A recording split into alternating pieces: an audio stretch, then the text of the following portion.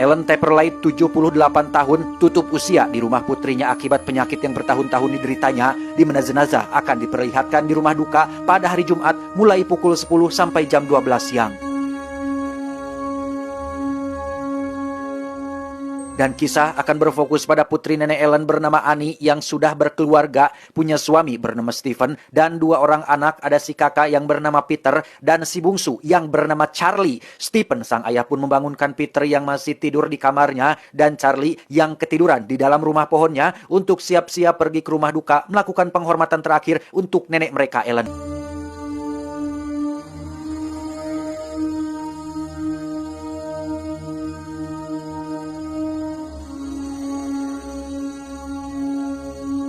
Acara pun berlangsung hikmat dengan Annie yang menyampaikan pidatonya, yang setelah sesi pidato selesai, Charlie terlihat makan coklat yang sempat membuat Stephen ayahnya terkejut, takut jika ada kacang dalam coklatnya karena Charlie diketahui alergi terhadap kacang yang dapat memicu penyakit asmanya.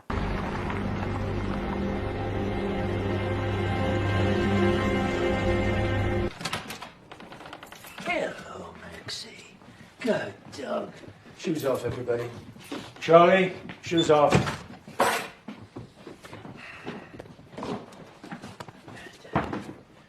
Mereka pun pulang dan langsung istirahat, di mana Annie sendiri memilih untuk melanjutkan pekerjaannya sebagai miniatur artis atau seniman yang membuat benda-benda dalam ukuran skala kecil. Yang tak berapa lama, ia pun memutuskan untuk tidur juga, namun tak sengaja melihat beberapa barang peninggalan mendiang ibunya, yang salah satunya adalah buku spiritual yang berisi pesan aneh untuknya, yaitu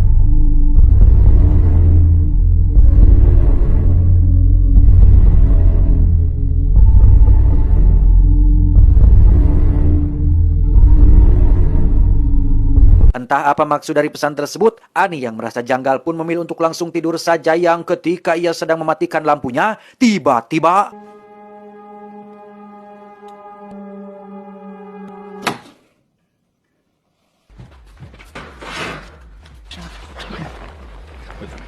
beralih ke kehidupan anak-anaknya, yaitu Peter dan Charlie, di mana Peter ini adalah sosok yang punya riwayat hulang-hulang alias kurang memperhatikan pelajaran yang disampaikan oleh gurunya dan justru malah sibuk chattingan dengan temannya mengenai pesta yang sebentar lagi akan digelar, sehingga ia pun kena skakmat saat guru memintanya untuk memberikan pendapat atas apa yang barusan disampaikannya. More tragic because Persis seperti kakaknya, Charlie pun mendadak tidak fokus belajar dan malah sibuk dengan mainannya, yang ketika jam istirahat tiba, ia tak sengaja menemukan seonggok burung mati dan memotong mastakanya menggunakan gunting yang sering ia bawa. Aneh memang, di mana Charlie melihat sosok wanita asing yang menggupainya di kejauhan, yang entah siapa wanita asing tersebut. Kembali ke rumah, Annie lagi-lagi mengalami fenomena mistis saat mendapati pintu kamar ibunya sudah terbuka, dan ketika bertanya kepada Stephen, ia mengaku tidak melakukannya karena tak tenang terus dihantui sosok ibunya. Annie pun memutuskan untuk ikut kelompok curhat karena yakin jika apa yang dialaminya ini hanyalah sebatas dalam pikirannya saja.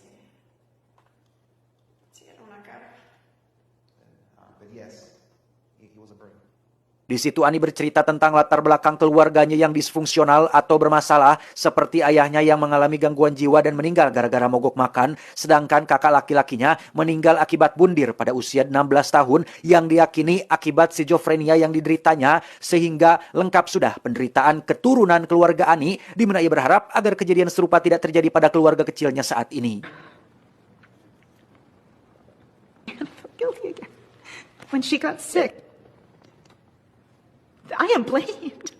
Keesokan paginya ketika Charlie sedang main di kamar, ia melihat ada cahaya yang muncul hingga ia pun keluar untuk mencari sumber cahaya tersebut dan melihat ada neneknya Ellen sedang berada di tengah lingkaran api seolah sedang melakukan semacam ritual. I mean, what are you doing?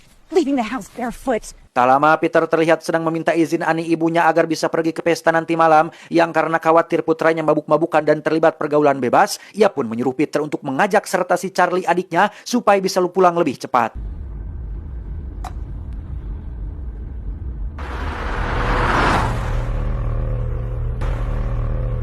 Setibanya di pesta, Peter pun memandangi gadis yang ditaksirnya sehingga ia pun mendekatinya dengan cara menawarinya tembakau haram untuk mereka nikmati bersama.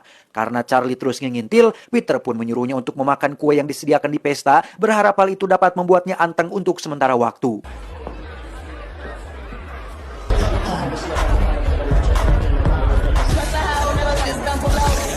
Tak diduga, kue yang dimakan Charlie ternyata adalah kue kacang yang kita tahu Charlie alergi terhadap kacang yang dapat memicu penyakit asmanya, sehingga ketika Charlie mengeluh kesulitan bernafas, Peter pun segera membawa adiknya pulang saat itu juga.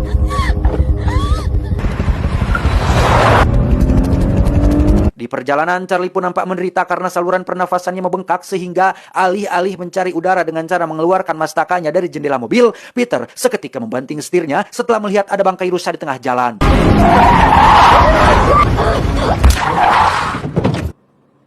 Dan ya, mastaka Charlie pun putus setelah menghantam tiang listrik di pinggir jalan, dan celakalah untuk Peter yang sudah ketempuhan menjadi penyebab hal ini terjadi, yang karena syok dan bingung harus berbuat apa, Peter akhirnya pulang ke rumah tanpa memberitahu kedua orang tuanya.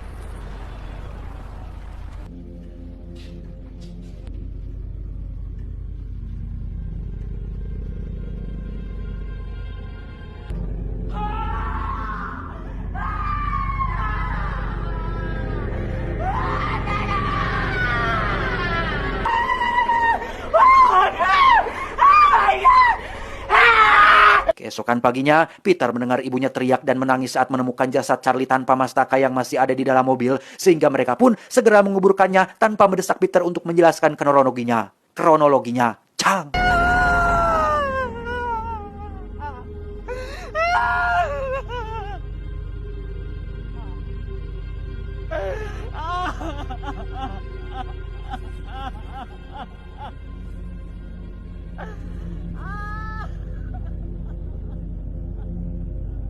Sejak saat itu, hubungan antara Peter dan Annie, ibunya pun menjadi renggang. Bahkan tidak pernah tegur sapa sama sekali. Yang karena masih tidak percaya akan kepergian si kecil Charlie, Peter menjadi sosok yang semakin hulang-hulang alias sering bengong. Dan Annie sering tidur di dalam rumah pohon tempat Charlie biasa bermain.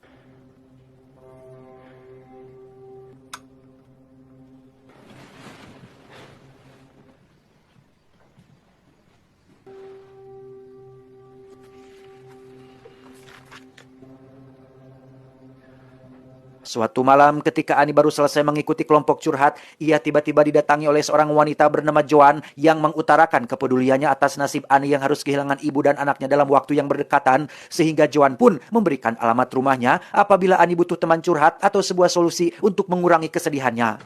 Thank you. Really. Bye-bye. Setibanya di rumah, Annie tidak bisa tidur nyenyak sehingga ia meminta izin Stephen untuk tidur di rumah pohon. Pun sama dengan Peter yang setelah Charlie tiada, ia menjadi kesulitan tidur sekaligus parnoan. Dan tiba-tiba...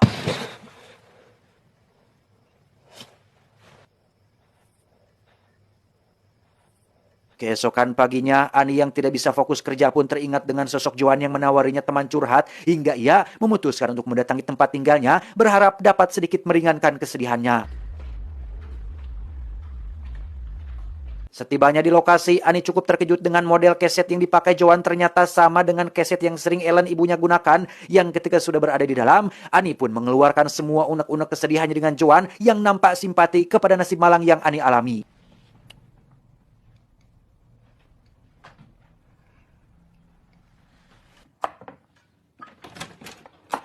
Hey, that was quick. Did you bike all the way here? No, actually, my friend drove me home.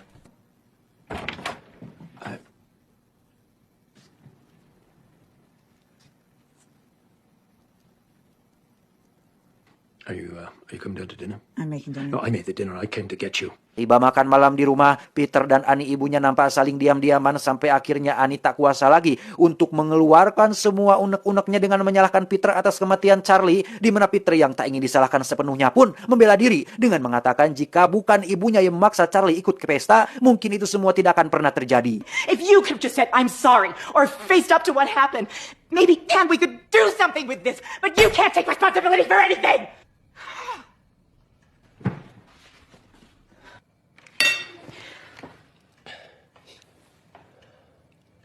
Keesokannya ketika Annie baru selesai belanja dari swalayan, ia kembali bertemu dengan Joan yang mengatakan bahwa dirinya baru saja melakukan pertemuan dengan seorang dukun atau cenayang yang dalam tanda kutip bisa berkomunikasi dengan orang yang sudah meninggal, di mana Annie diajak ikut ke rumahnya dan ditunjukkan cara main jailangkung-jailangkungan versi negara baratnya.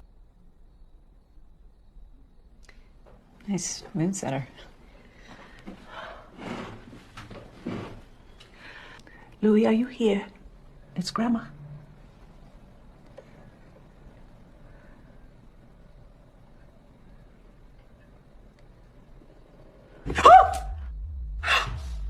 Hi, Louis.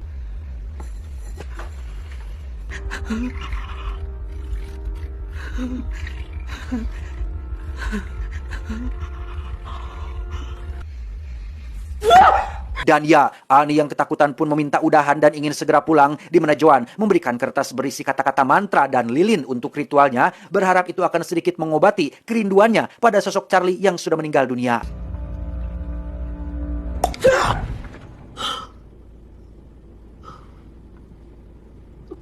Singkat cerita, malam pun poek. Ketika semua orang rumah sudah tidur lelap, Annie tiba-tiba terbangun dan melihat gerombolan semut sedang berjalan menuju kamar Peter, yang ketika Annie ikuti, ia melihat Peter sudah dikerubuti oleh banyak sekali semut dan... Mom, what are you doing? Ya, ternyata itu semua hanyalah mimpi buruk, di mana pagi harinya Annie langsung membangunkan Stephen dan Peter untuk pergi ke bawah dan mengajak mereka berdua untuk bermain jailangkung sesuai dengan yang sudah Joan ajarkan. We can do it over here then. Bermodalkan sebuah lilin dan saling berpegangan tangan satu sama lain, Annie pun mulai membejeb-bejebkan mantranya dan... Charlie, it's Mommy.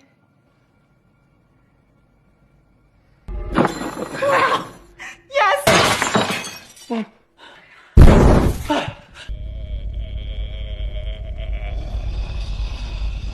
Hello? Annie sempat kerasukan arwah Charlie yang membuat Peter menjadi ketakutan dan meminta ibunya untuk udahan, di mana Stephen yang tak tahan pun menyiram istrinya dengan segelas air untuk menyadarkannya dari kerasukan tersebut. What happened? Scene pun memperlihatkan miniatur TKP kecelakaan Charlie dan sebuah tulisan pada dinding yang berbunyi Liptoch Pandemonium, yang artinya terbukalah ibu kota neraka, yang entah apa maksudnya. Our country has had many about the struggles during the 1800s. Keesokannya di sekolah, Peter melihat cahaya yang mirip seperti yang pernah dilihat oleh Charlie dan pantulan wajahnya sendiri yang sedang tersenyum hingga membuatnya ketakutan. Yes, Peter. Di rumah, Annie terlihat sedang bekerja yang sebagian pekerjaannya adalah membuat miniatur tentang kehidupan keluarganya sendiri, di mana Annie tiba-tiba menghancurkan hasil pekerjaannya akibat stres yang dialaminya akhir-akhir ini. Dari sekian orang di keluarga ini, hanya Stephen si ayahlah satu-satunya orang yang masih punya akal sehat dan tidak mengalami berbagai gangguan-gangguan aneh, di mana Annie sendiri kembali mendapati fenomena mistis saat buku gambar di kamar Charlie tiba-tiba menggambar sendiri tepat saat Peter yang berada di kamarnya melihat penampakan sosok Charlie di pojokan kamar dan...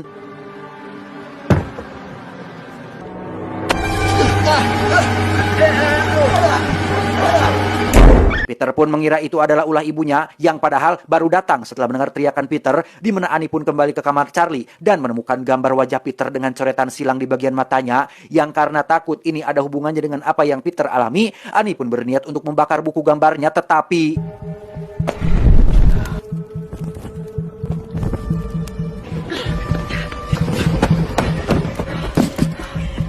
Ya, Annie pun ikut terbakar ketika bukunya mulai terbakar, sehingga ia pun tidak jadi melakukannya. Sadar jika semua keanehan terjadi setelah main jailangkung-jailangkungan, Annie pun bergegas menemui Joan di rumahnya, namun tidak ada siapa-siapa di sana, kecuali meja yang penuh dengan ritual dengan foto wajah Peter sebagai subjek ritualnya. Disitulah, Annie mulai menyadari jika keset yang Joan miliki memang sama persis dengan yang biasa mendiang ibunya pakai, sehingga Annie pun segera pulang ke rumah dan memeriksa barang-barang milik ibunya. Dan benar saja, keset yang Joan pakai sama modelnya dengan yang biasa ibunya gunakan, di mana Annie juga menemukan sebuah buku yang memiliki lambang yang sama dengan lambang yang ada pada kalungnya, dan kalung milik mendiang ibunya pun sama dengan yang tertera pada tiang listrik yang sudah menewaskan Charlie, yang ternyata lambang tersebut adalah lambang sekte pengabdi setan yang menganggap satu dari 8 raja neraka sebagai Tuhan mereka. Dialah Raja Paimon atau dewa tipu daya yang dipercaya mampu memberikan kekayaan dan kesejahteraan melebihi investasi cryptocurrency Gates of Olympus ataupun Bitcoin. Di situ dijelaskan bahwa saat berhasil dipanggil, Raja Paimon akan merasuki tubuh yang rentan, yang karena Raja Paimon adalah pria, maka ia menginginkan tubuh pria manusia sebagai tempat barunya. Tak hanya itu saja, Annie juga menemukan album foto lama ibunya yang di situ terdapat banyak sekali pengikutnya yang salah satunya adalah Joan, sehingga terkuaklah bahwa Ellen, mendiang ibunya, adalah pimpinan sekte sesat yang mengabdi kepada setan.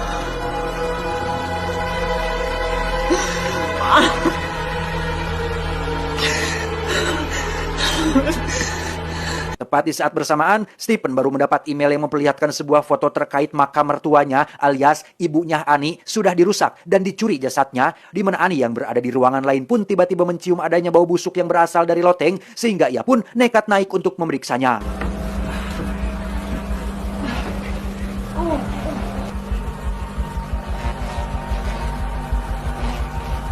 Dan ya, itu adalah jasad Ellen ibunya yang sudah dalam kondisi tanpa mastaka dan entah siapa yang sudah melakukannya. Beralih ke Peter yang sedang berada di sekolah, kondisi hulang-hulangnya semakin lama semakin parah dan tiba-tiba ditertangi oleh sosok si Joan yang meneriakinya dengan kata-kata mantra sehingga Paragon! Dagony! I expel you! Peter! ya, entah mantra apa yang barusan dirapalkan, tapi Peter mulai merasakan keanehan pada tubuhnya. Hal itu terjadi saat dirinya sedang belajar di kelas, di mana otot wajahnya tiba-tiba tertarik tidak karuan dan...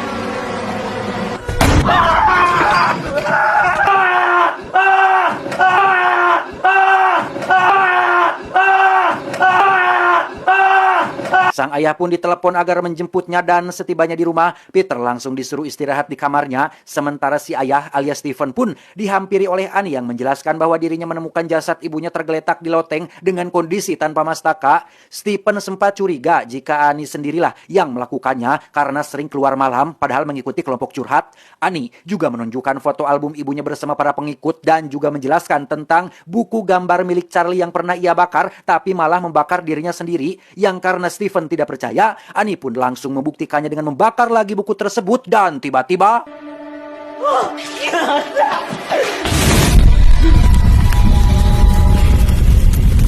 Ya, kali ini justru tubuh Stephen lah yang terbakar dengan Annie yang tiba-tiba dirasuki oleh sosok Raja Paimon. Tak lama, Peter pun terbangun dan bingung dengan apa yang sedang terjadi di bawah, di mana tanpa ia sadari, ada sosok Annie yang sedang berada di pojok ruangan memperhatikannya dan kabur saat Peter memalingkan pandangannya. Yang alangkah terkejutnya Peter saat menemukan tubuh ayahnya sudah gosong dan lagi-lagi terlihat sosok ibunya yang menempel di bocokan plafon. Peter pun menoleh ke belakang dan melihat ada sesosok pria telanjang tersenyum kepadanya, yang ketika ia melihat ke arah plafon, tiba-tiba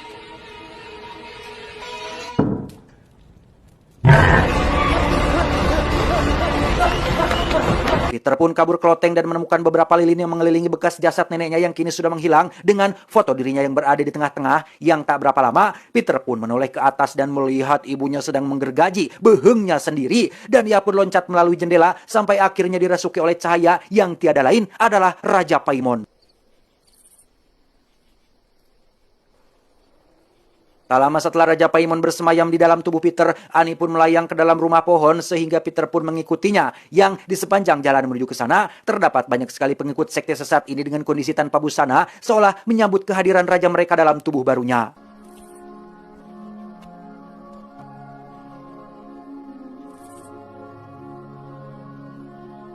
Tiba di dalam rumah pohon, Peter kembali disambut oleh posisi sujud dari para pengikutnya. Ada juga boneka kayu dengan mastaka Charlie sebagai kepalanya, di mana Peter dipakaikan mahkota sebagai tanda bahwa raja mereka, Tuhan mereka, telah lahir ke dunia dan akan menjadi penyebab utama terpecah belahnya umat serta fitnah-fitnah akhir zaman yang sangat mengerikan.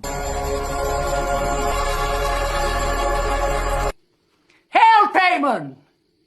Hail Paimon! Tamat, ending yang cukup mengpaimonkan. Di kelompok curhat, Annie sempat menjelaskan jika keluarganya memang ada keturunan gangguan mental atau mental illness seperti ayahnya yang ODGJ dan maut gara-gara mogok makan, dan kakak laki-lakinya yang juga sama-sama maut gara-gara penyakit skizofrenia yang dideritanya.